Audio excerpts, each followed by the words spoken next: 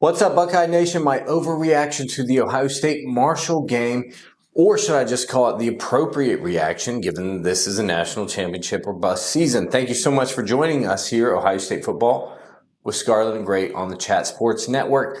Real quick favor I'd like to ask you before we get into the good, bad, and the ugly, what needs to get better, what needs to change, who the winners and losers of yesterday's game against Marshall Thundering Herd were. I'd very much like you to help us get to 6,300 subs by this weekend, this Big Ten opener against Michigan State. I would very much love to get your help with that. We're sitting at about 6,250 now, so 50 more subs by the end of the week. So please subscribe to this channel so you can get all kinds of Buckeye content, breakdown, injury reports, rumors, guests, all kinds of good stuff. So keep it locked in right now and please subscribe.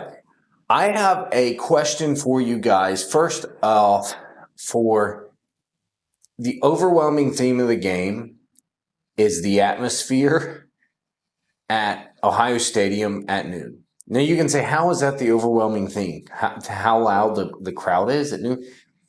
Here it is. Under Ohio State for a while now, but especially under Ryan Day, you've had a problem with flatness. You've had a problem with flatness from the crowd at noon games. I'm not saying that's all Ryan Day's fault, not at all. But the crowd was a picture of kind of how the team plays almost always against inferior opponents and shoot almost any time there's a noon game at Ohio State, Horseshoe at home. I don't know if it's because Tim and Carol are there in their green Columbia sweaters, their sweater vests, and are, the ones who can afford the $1,400 seats and they're just chilling. I don't know if it's the cheap seats in B-Deck where you can't see anything that's going on because of the rooftop over you. I don't know. I just know that that's a flat atmosphere. And I want your opinion, yes or no. Is it just a negative atmosphere, game atmosphere in Columbus, Ohio, at Ohio Stadium at noon, especially with inferior opponents? Let me know in the chat, yes or no, in the comments. When you see that, it's hard for people. This summarizes the whole game. It's hard for people to get amped up when they don't know what they're amped up for. Buckeye fans, we were all losers. Spectators, entertainment factor, we were all losers in this game. We waited a bye week for this, and then it was just hard to watch. The officiating crews it was their first day, I guess. I don't know. First day watching football, maybe. If that was your first time watching football, if you're trying to convert a football fan, sheesh. Right? You have this atmosphere. Ryan Day, we've already confirmed that there was a country club atmosphere under him. He wasn't as psycho as Urban. We all thought, oh, that's an improvement. Well, you've seen, when's the last time they won a dogfight, right? They don't typically win dogfights. Josh Fryer said that I wasn't even tired at the end of practice before. Now I'm tired after every play. I'm huffing and puffing out of breath because we go so hard. I don't know how that was allowed to happen in Columbus. So we already know that. Then we see the team come out flat. It's hard for the team not to come out flat. Again, you see an inferior opponent week 1 against Akron. The difference was you had a night game against Western Michigan. And when you know you're that much better, the crowd knows you're better, you know you're better, the coaches know you're better, it's hard. Ryan Day used to have a real problem too at communicating this without knowing he was communicating with. When he would just sit players who were slightly injured all the time. Well, of course, the rest of the team's going to go out flat. You're telling them you don't even need your good players out there, your best players to win. Of course, they're going to treat it like a scrimmage while the other team's treating it like a Super Bowl. And that's what you get. So I know I'm going to sound a little bit negative here. I'm going to get to some good stuff. I just want to know, is there anything? I don't know what the answer is to combat that. You're flat at noon. You're flat at noon at home. You're way better than the opponent across from you, hence the scoreboard, even though it didn't look very pretty, even though there was some sleepwalking. So I'm just wondering, is there any way to get better at that? Real quick, before I move forward, I want to remind you guys, this podcast is brought to you by Columbus Pro Handyman. You should reach out to them if you're in the Columbus, Ohio area at all, and you need major renovations, minor repairs, appliance installation, complete makeovers, whatever you need done around your home, construction project-wise, call the pros at Columbus Pro Handyman. Very honest people, very good prices. Tell them Johnny from Scarlet and Great sent you. You'll get 10% off. www.columbusprohandyman.com. Your phone number to reach out to is 614-887-6360. Tell them again that Johnny sent you, that you're going to save money and you're going to get a great job done with your construction project, residential or commercial. Columbus Pro Handyman. All right. The reason why I get to be a little bit negative, more, you guys can sit around and say, oh, you're negative. It was 14 to 1,000. It wasn't so bad. You and I both know two parameters. I'm going to play by your rules. I'm just playing by your rules, and I'll prove to you why. If you're a participation trophy guy and you just want to hear how Will Howard's going to dominate the NFL because he was 16 for 20, that's probably, you can go listen to another channel. They're out there. You should listen to summer writers tell you how everybody on the roster is the next greatest thing and the Buckeyes are going to win by 1 billion every game. Listen to summertime writers. You want the truth? Listen to me. Now, your rules. Why am I being negative? And again, give me a second. I'm going to get to some really good stuff from the Buckeyes. Two things. A lot of people were unimpressed last week when I was pumping up Tennessee for scoring 65 by halftime. Hadn't been done in 20 years. Yeah, but it just can't stay. Yeah, but it's like, guys, you're high-fiving over beating who we beat. Okay? I'm not impressed by beating an inferior opponent. It matters how you look and da-da-da-da. Okay, those are your rules. If you were watching Georgia or Tennessee or Alabama or Michigan or Penn State or anybody play Marshall the way that we played them, you would say, hey, that team's got a lot of talent, but they're flat at times. They're lazy at times. We can beat that team. That team's beatable. You would say that. So again, just playing by your rules. The other rule, you set forth, this is natty or bust season. Therefore, we must grade harder. Championship level grading here, right? This is not a participation trophy crowd. This is not, oh, we're the best team in Ohio crowd. Okay? Oh, we're really, really good, maybe good enough to beat Michigan, maybe first or second place in the Big Ten. That's not what this is. Okay? Championship or bust, because the roster is so talented. Because Ryan Day's lost 3 in a row. Albeit there's some fiddle-faddle going around up north. I get it. The reckoning's coming. However, you said it was national championship or bust. Now, does that mean if Ohio State wins a playoff game, stumbles and loses in the title game, this is a bust season? No, I don't quite think so, but I think it's national championship participation or bust. I mean, being realistic, natties are hard. Natties are extremely hard to hang. If 2019 didn't hang one, then, it's tough. It's really tough. However, championship or bust. Grading by that, you'll see that this team, I'm going by your rules. Grading on that curve, this team was flat at times. This team lacked energy at times. This team lacked execution at times. And again, they're playing nobody's 3. You had a bye week to prepare for Marshall. And Josh Fryer's whiffing. You have people just looking slow across the board. Defense just lets them go right down and score. This is my only hope for the defense. I don't know why Jim Knowles. Can someone answer in the comments why Jim Knowles will sit with 6-man box regardless? Oh, they were spread out. Not all the time. He sat in too high, which is not his thing. Michigan's ramming the ball down your throat the second half of games 2 years in a row. Didn't want to load the box. Why does he refuse to give different looks? There's 2 possible positive answers here, and that's 1, he didn't want to show anything on film. 2, he wanted to strain the defense. He wanted to stress the linebackers, say, I'm going to leave you down there spread out by yourself in a 6.5-man box, and they're going to run, and you're going to have to stop them. If they go 10 plays and score, they go 10 plays and score. I'm not adjusting for these guys. Maybe. But my combat would be, then why did he do it against Michigan 2 years in a row? Oh, he's learned. Maybe. Take that much to learn? I mean, I can see it. I don't know jack squat about football compared to this guy. So I'm confused. Help me out. I don't know why Jim Knowles won't go multiple and look. Oh, they only scored 14. Again, that was me and some of my buddies from the YMCA they were playing. All right, the offense.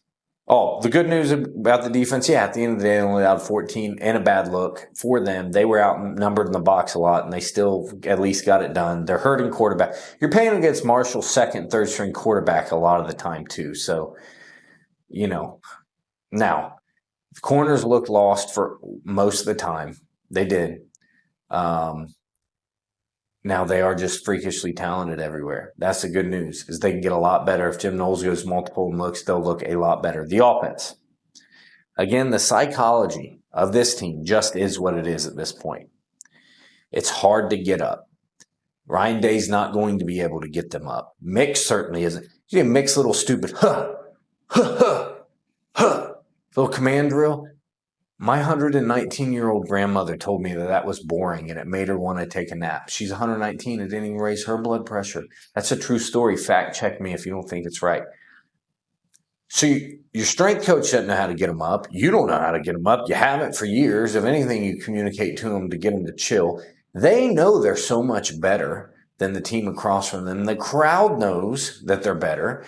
The other team knows. Everybody knows. The Marshall head coach knows he's outgunned. He's asking for NIL. That was pretty good by him. Pretty good play of playing with what he had with his Tudor Biscuit NIL pitch. Pretty good. I don't know how you get him up for that. I would think you could do better than this, though. So, missed assignments, lazy blocking, etc. Josh Fryer's very inconsistent. Donovan Jackson's inconsistent. Donovan's just going to be a guy. He's okay. He's not going to be what he was brought here to be. The best players in the O-line didn't originate at Ohio State. That's kind of concerning. They're wrong a lot. My concern is that, yeah, maybe Josh Fryer only misses a couple blocks here and there badly, but against bad teams. So since he misses here and there against bad teams, maybe, and again, he's forced to play out of position at times, but will he lose half the time against Penn State, Michigan, against Oregon, against playoff teams? Will he lose more than half the time? A quarter of the time even's not good. Quarter of your plays get blown up. You've seen how bad Michigan's, the opposite end, the weak side end, was abusing his guy for USC and just taking over the whole game. USC would have won that game by 14 points, but this guy just couldn't get it together. You see how much of a difference that makes. So, yeah, is my negativity fair? I think so. If you look, isn't it fair to at least say, I don't know how if you sit here and go, I have no doubt in Josh Fryer and Donovan Jackson against Penn State, Michigan, or any playoff team, I would say you're weird or a liar or both. Definitely both. So the good news about the offense, they only had, and they knew this, Josh Fryer can miss his block twice, get in third and long, be right once, and the team can spring a touchdown. These were not these long, sustained drives. First touchdown of the game, a little hitch to Mecca House. I am very happy, by the way. Good news, Mecca Ibuka, now teams just what I called for in last week's podcast. Make teams respect Emeka. He's a lot better than people give him credit for, especially now that he's living in the shadow of Jeremiah Smith, who is from a different dimension. So now that the teams are accounting for Jeremiah, you have to remind them how good Emeka is. We did that. Emeka's a freak, taking stuff to the house. Again, Jeremiah Smith just got to be right once. We made the O-line would make some really good run blocks again against a bad team. I expect that. Quinchon, he just got to be right once. Trey, he's got to be right once. That's the good news. The good news is the talent, as far as the weaponry, is every bit as good as advertised. Will Howard is what he is. I don't know if people call Kyle McCord the Honda. I don't know. Will's a little bit quicker Honda. He's a VTEC. Certainly not as good of a passer as McCord. Maybe going to be inconsistent. Maybe, but he's more mobile. Probably a better fit for Chip. So there is that. But I'm just saying, we know Will has his limitations, but the weapons now. J.J. Smith, zero fake hype. Emeka Egbuka, zero fake hype. If anything, he's underrated. Quinchon, zero fake hype. Trey, no fake hype. If anything, he's underrated. Carnell Tate, option 3. That's a good option 3. Brandon Ennis, If he can start doing some damage, if we can get a tight end to at least be complimentary, that's a nasty team, man. The good news is the Buckeyes only have to, we would all prefer them to be consistent and right more often than what we saw Saturday, right? I think if you have a brain at all, you would say, yeah, they got to be sharper against good teams. They got to be sharper in the playoffs. And psychologically, they probably will be up more for those games. I just hope Ryan Day's pushing them all along the way. But anyhow, there is no fluff when it comes to the greatness of this team. Now, I think Will might have been. I told people I think Will Howard would be good, J.T. Barrett, and people are like, I don't think it'll be better. I think it's J.T. Barrett. You know, he's got a pretty easy job when it comes from game management. Man, he can just throw a little hitch and get a 60-yard touchdown out of it. Good for him. He doesn't have to be great, but he's going to have. You know, I would like him to have a few moments where people were wrong, but the quarterback made you right. He doesn't need to be just a participant. He does got to, I would like to see a little bit of special moments here and there. But he doesn't have to be great because listen, I'm going to trade Quinshon. You might say Trey was pulled out of the game or the game flowed away from him. We didn't have these long sustained drives because we had so many home run hits. Trey had 6 carries. 2 of them were touchdowns, 12 yards a pop. Quinshon had like 14 carries, 12 yards a touch, 2 touchdowns. That means I give 20 carries to my top 2 backs and you get 4 touchdowns. Every 5 times my top 2 running backs touch the ball against a lesser opponent, it's a touchdown. That's worse than easy mode in NCAA. That is unfathomable. Oh, yeah, sometimes their linemen were asleep at the wheel. They still got a touchdown every 5 touches. My top 2 receivers, they got 2 touchdowns off 8 receptions combined. 8 receptions, they averaged together 23 yards a touch. Each of them averaged 23 yards a touch. 5 receptions, 3 receptions. That sounds like a slow night. They were dominant. Trey, when was the last time you've seen a running back dominate a game with 14 carries? Look what Quinshon did. When was the last time you've seen a guy get 6 carries and be so good that the other team is absolutely utterly without hope? 6 carries. Trey did it. Right? The overwhelming force that the Buckeyes are sporting is absolutely real. And that's my positivity. So if you want to give me a hard time for being negative, I'll take that because I'm keeping it still in good perspective. The effort's going to have to get better across the board. I think it will. But the bright spot is there is a buzzsaw in Columbus. There is a tornado mixed with a volcano mixed with a hurricane in Columbus, Ohio. And if it's awake, everybody else is in trouble. Come back and see us next time. As always, goodbye, God bless, and go Bucks.